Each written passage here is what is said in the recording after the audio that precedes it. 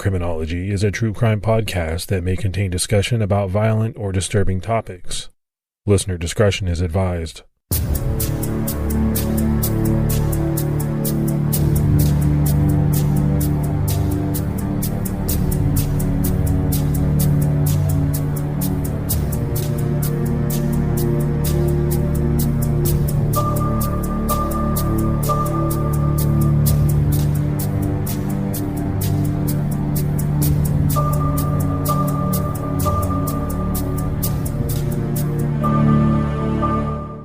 I want to welcome everybody to episode 7 of Criminology. I'm Mike Ferguson, and with me is my co-host, Mike Morford. Morf, how are you? I'm doing super. How about you, Mike? I'm great, man. I'm ready to get another episode started. We're here at episode 7. We spent the last couple episodes, 5 and 6, talking about the 1966 Sherry Jo Bates murder in Riverside and its connection to the Zodiac case. And I'm not sure how you feel, Mike, but for me, Sherry's case was a tough one to cover. While every murder is terrible, hers was especially disturbing. No, it was, but it was also a case that we needed to cover in depth more to allow listeners to see just how it was connected to the Zodiac case and also what clues came from that case. We finished off episode 6 by talking about how Zodiac had initially shied away from taking credit for the Bates murder before finally writing to the LA Times on March 13, 1971, at which point he admitted to his involvement in Sherry's case. In this episode, we're going to move forward to the aftermath of Zodiac's Riverside connection being exposed. It was now coming up on the 1-year anniversary of the strange Kathleen Johns incident out on Highway 132 near Modesto. Fresh off the heels of the Riverside connection being made by Paul Avery, an incident came to light. Although the incident had happened way back in the summer or fall of 1968 and been forgotten, it suddenly took on new life here. The incident happened on Telegraph Avenue in Berkeley, California.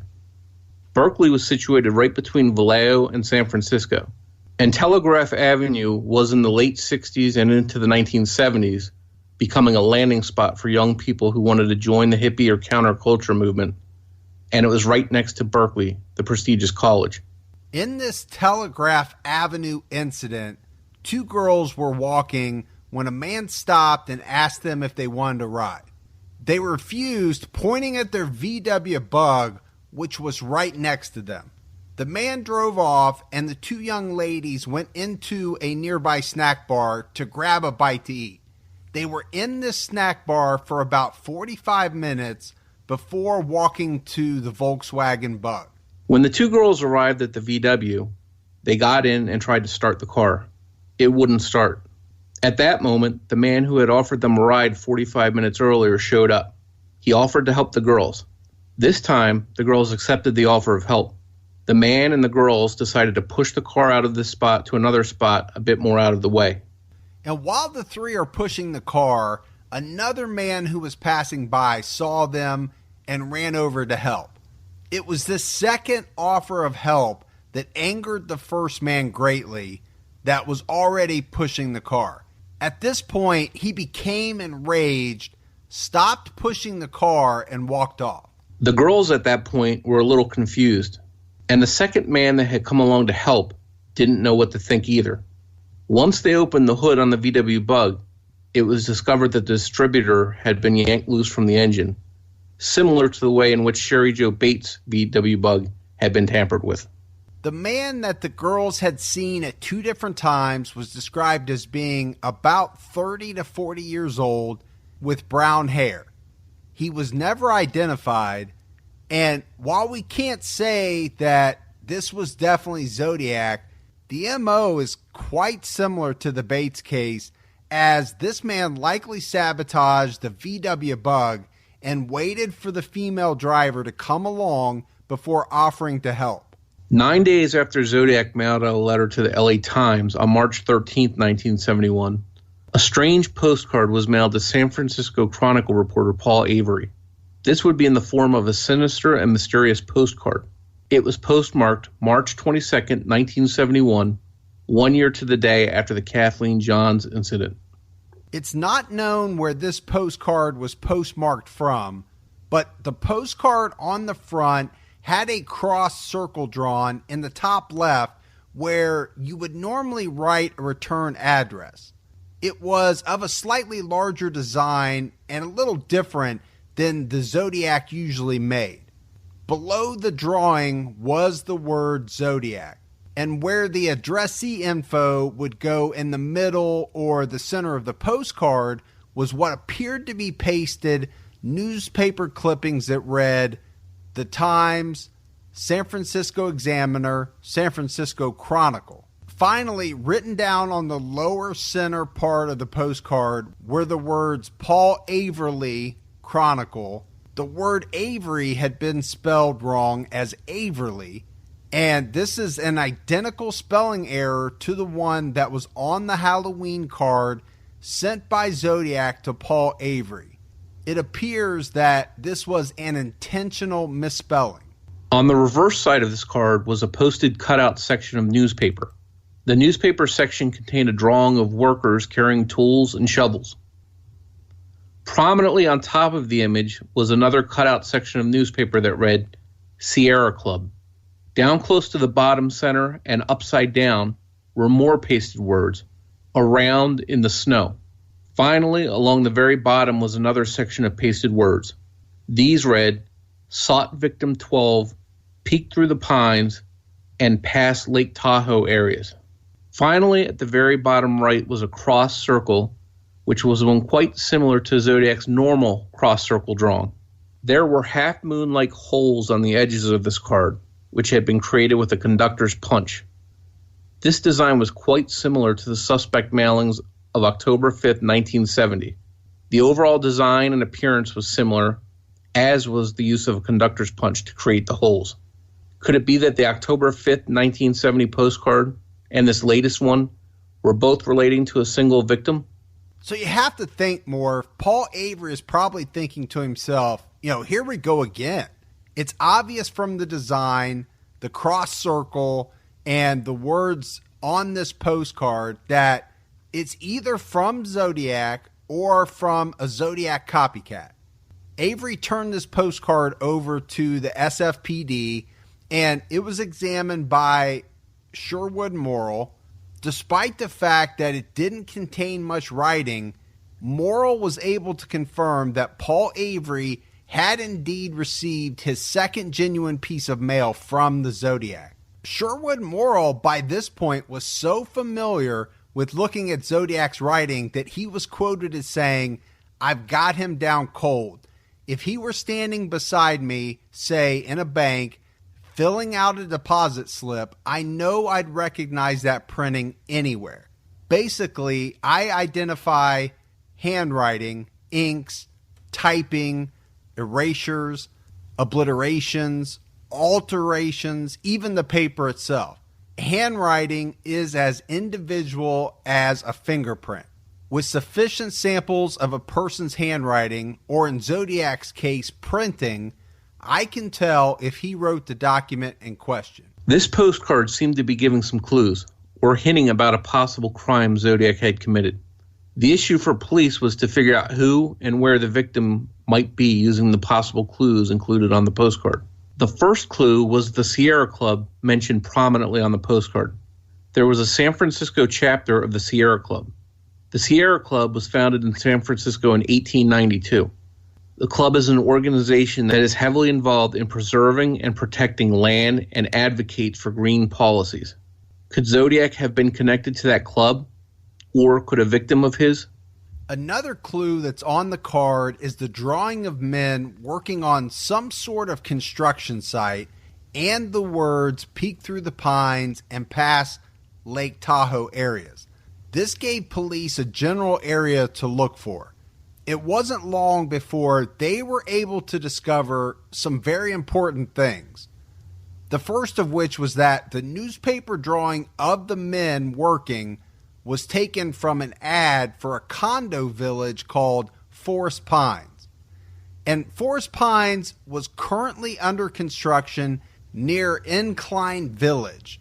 This area was on the north shore of Lake Tahoe, Nevada, about 200 miles away from San Francisco. The ad and the mention of past Lake Tahoe areas made police think that they should be looking for possible victims in that area. But this was pretty far away from Zodiac's stomping grounds. Investigators started looking into possible Zodiac cases in the areas around Lake Tahoe along the California-Nevada border. This search area would include the areas of South Lake Tahoe in California and Incline Village in Nevada. Police couldn't find any attacks or murders in that area that seemed to match Zodiac's MO. However, they did find a couple cases of missing persons in that area. On October 26, 1970, a man named Dr. Charles Hollingsworth disappeared from the South Lake Tahoe area. Although Zodiac had attacked Paul Stein, who was a lone male, this was not his normal MO. Zodiac either usually attacked couples, or if he was responsible for the attacks on Kathleen Johns and Sherry Jo Bates, then he also targeted lone females. Police learned that Hollingsworth had been despondent over some family trouble, and it was possible that he may have harmed himself.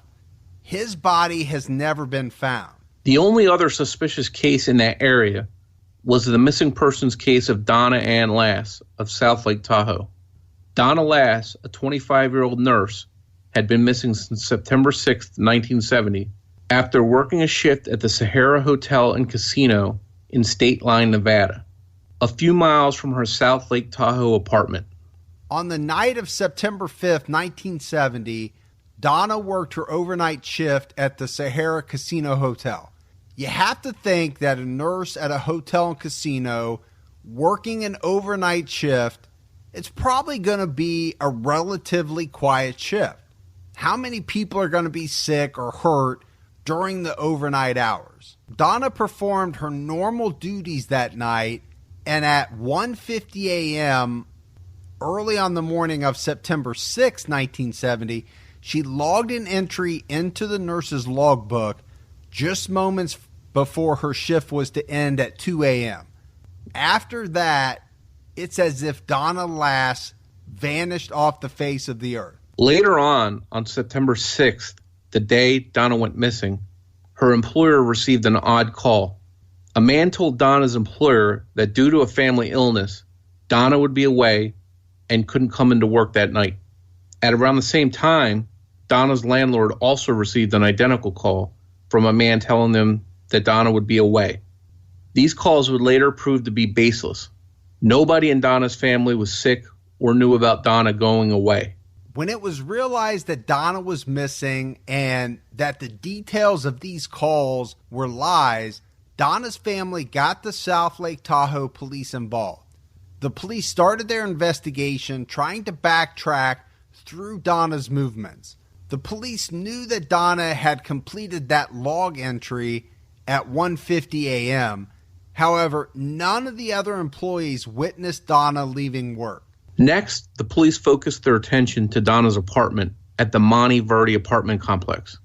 Donna had very recently moved into her apartment here only days before. Donna had a distinct red 1968 Chevy Camaro convertible, and from what police could establish, the car had been parked and not moved when Donna had gone off to work the night before. This made it likely that Donna had walked to work or taken some other mode of transportation. Police searched Donna's apartment and they didn't find any sign of her, but they also didn't find any signs of foul play. All of Donna's belongings appeared to be in place. The only things missing were her purse and the clothes she was wearing when she disappeared. It's been reported in at least one newspaper that Donna was possibly witnessed talking to a blonde-haired man near her apartment, but this has not been verified. No sign of Donna has ever turned up, and she remains missing today, 47 years after she was last seen. Police believe that Donna is dead and was murdered very soon after she vanished. They do not believe that she chose to drop from sight and make a new life or an identity for herself. Donna Lass was a lot like Sherry Jo Bates in many ways. She was smart, she was ambitious, attractive. She actually even looked a lot like Sherry Jo Bates. Donna was 5'4", had blonde hair and blue eyes. And also, like Sherry Jo Bates, Donna was, by all accounts, a very good person and not the kind of person to get into trouble or find themselves in with the wrong crowd. So there are some possibilities here that we really need to look closely at.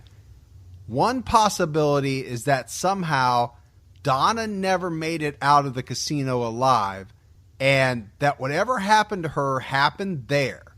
The one thing that does kind of support this is the fact that none of the other employees at the casino ever saw her leave. Another possibility is that she was attacked as she made her way home around 2 a.m., possibly walking, or perhaps riding with somebody that drove her home from work. She could have been attacked at any spot along the way, or may have been attacked once she arrived back at her apartment. This theory seems to be a possibility because the mysterious male caller most likely was involved in Donna's disappearance. The fact that he was trying to keep her employer and landlord from wondering where Donna was might show that he was trying to buy himself some time while he cleaned up her apartment or got rid of Donna's body. If this is the case, then maybe Donna and the mysterious man were closely acquainted and not strangers. This last scenario, Morf, sounds very possible and more likely perhaps than Donna actually crossing paths with the Zodiac killer.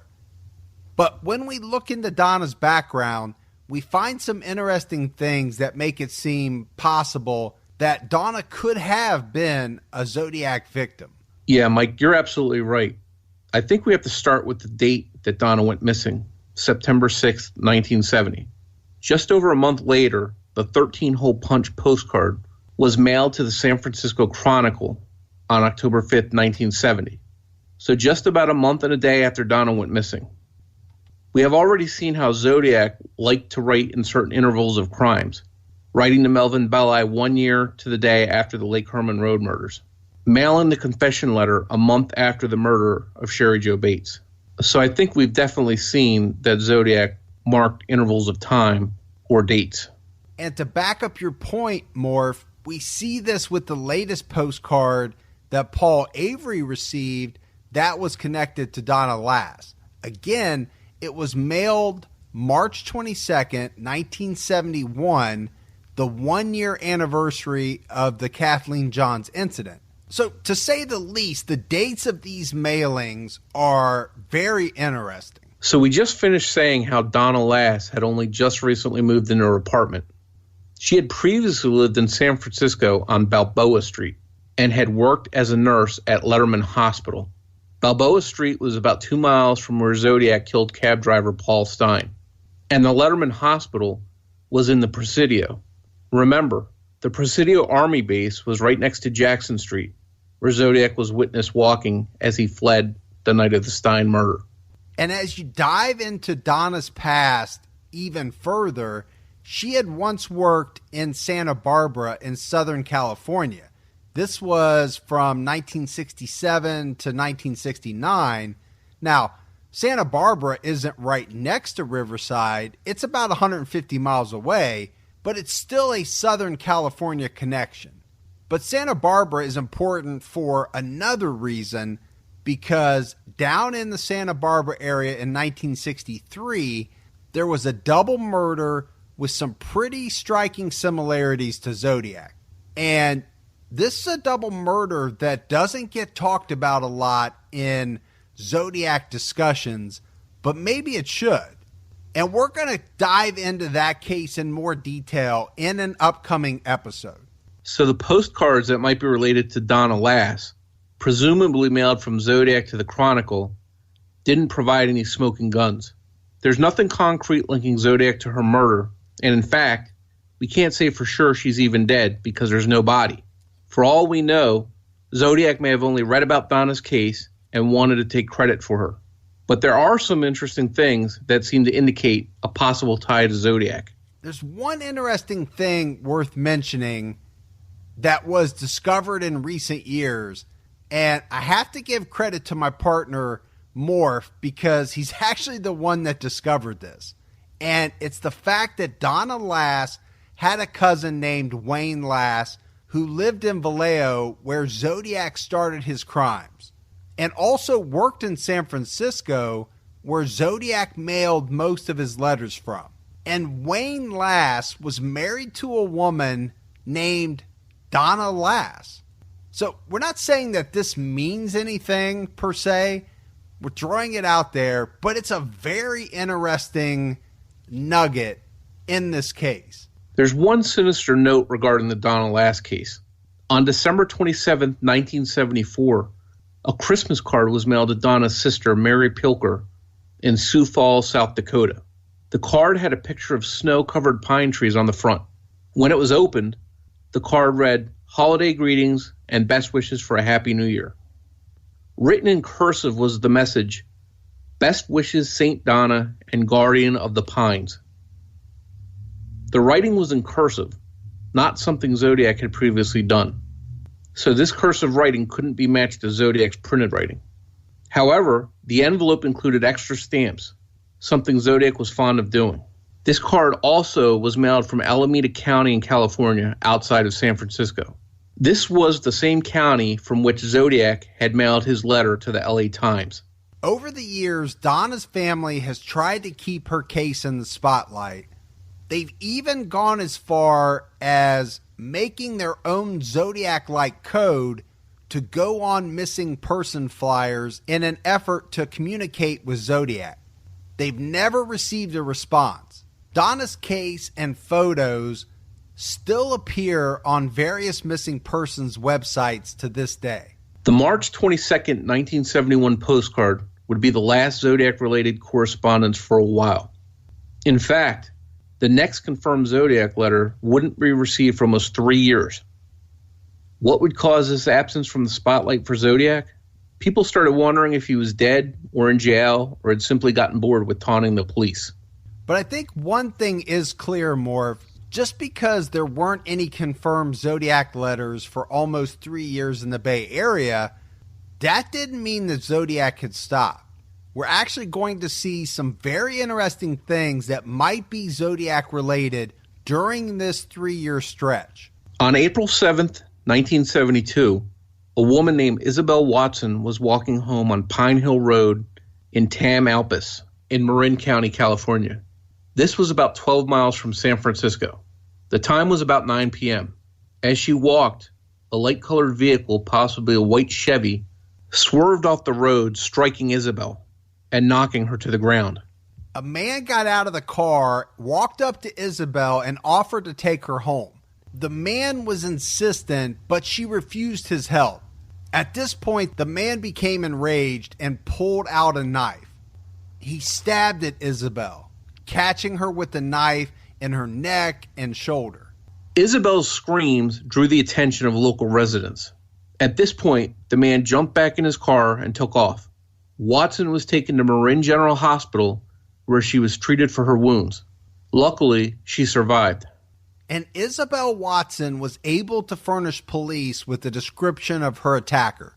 She described him as being in his 40s and wearing black horn-rimmed glasses. She said that he was about 5'9" with short brown hair. And Morf, you know this description sounds very, very similar to the description that Kathleen Johns gave to police of the man that picked her up. And on top of that, it's also very similar to the description of the Zodiac seen fleeing the Paul Stein murder. Unfortunately, this man was not caught, but Napa County Sheriff's Department Detective Ken Narlow, who had been hunting Zodiac since the Lake Berryessa attack, was quoted in Robert Graysmith's book Zodiac as saying, "I think it's a good chance it was the Zodiac, a better than 50-50 chance. I've been chasing the SOB for 2.5 years now, and Mrs. Watson's description seems to fit him to a T. It was a Friday night, and every one of Zodiac's attacks has been on a Friday or Saturday. I kind of hope it's him because it gives us another eyewitness and lets us know he's still around." So Isabel Watson's attacker and whether or not he was the Zodiac would remain a mystery. Meanwhile, there hadn't been a confirmed Zodiac attack since October of 1969, almost 3 years earlier. While the residents of the San Francisco Bay Area were happy, it seemed as if the press was getting bored with the absence of Zodiac. On July 22nd, 1973, a newspaper article ran about the absence of the Zodiac killer. The article read in part, Zodiac, a screwball with two hobbies, killing and cryptograms, hasn't been heard from for quite a spell now. And San Francisco's leading Zodiac watchers are firmly convinced he's in jail or in a mental hospital or just dead. This story gets picked up by the Associated Press and is shared in newspapers all over the United States. And it wouldn't be long before somebody claiming to be Zodiac responds directly to this article with a letter and issues another threat. But this letter wasn't mailed from the San Francisco Bay Area. It would be mailed from across the country in Albany, New York. If Albany sounds familiar, it's because we discussed it all the way back in the first episode in relation to Zodiac victim Darlene Ferrin. Darlene had actually moved to Albany, New York with her ex-husband for a stretch prior to her murder, before they returned to California. Her ex-husband, Jim, had a short stint working at an Albany newspaper. At the time of her murder, Darlene still knew people in Albany, New York, and had several Albany contacts in her address book. In later episodes, when we get to suspects, one of the suspects we'll discuss had also worked for a newspaper in Albany before coming to California. A letter postmarked August 1st, 1973 in Albany was mailed to the Albany Times-Union paper. The envelope was hand-printed, and in the return address spot was a crossed circle. The hand-printed letter itself read, "You were wrong. I am not dead or in the hospital. I am alive and well, and I'm going to start killing again. Below is the name of my next victim, but you had better hurry because I'm going to kill her August 10th at 5 p.m. when the shift change. Albany is a nice town." At the bottom of the letter was a cipher that consisted of roughly 50 characters. This cipher didn't appear to look much like the symbols used in any of the confirmed Zodiac ciphers. While it's not clear if this letter was examined by Sherwood Morrill, who had examined all of the California Zodiac letters, this letter was examined by the writing experts with the FBI. The FBI couldn't confirm the letter was a genuine Zodiac letter, but based on certain aspects of the writing, they couldn't rule out Zodiac as being the author of it either. The FBI was actually able to crack the code included in this letter. The cracked code read in part, "Albany Medical Center, this is only the beginning." But only part of the solution has been released by the FBI. The part that was never released apparently revealed the name of the intended victim at the Albany Medical Center. As far as we know, there were no attacks on employees at the medical center in 1973. The fact that the letter mentioned after the shift change at the Albany Medical Center is reminiscent of Nurse Donna Lass vanishing after her shift ended. The July 1973 newspaper article asking where Zodiac had gone mentioned that Zodiac watchers were convinced that Zodiac was either in jail, in a hospital, or dead. This Albany letter started off with, "You were wrong. I am not dead or in the hospital. I am alive and well." So there's no question that this threatening Albany letter was a direct response to the newspaper article from only a week or so earlier. The question is, was it really from Zodiac? And there's one more Albany tie-in that we wanted to mention because it's been discussed over the years in Zodiac circles. But this is not a very well-known one. It involves a double murder of two young Scientologists in Los Angeles in November of 1969. 19-year-old Doreen Gall and 15-year-old James Sharp were found brutally murdered. The pair had been beaten, stabbed 50 times, and their eyes were slashed. Their murders were horrible. Police investigating the double murder looked in the room that Doreen Gall was staying in at a local hippie Scientology commune.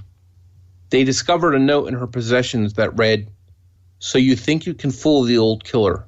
Ha ha. I know all your movements and the time they are made. Time is short. Enjoy life while you can. You are too beautiful to live, and I must kill you. The Zodiac Killer." This letter was likely a letter given to Doreen as a prank or a joke, since when she was killed, the Zodiac was in all the headlines across the state of California.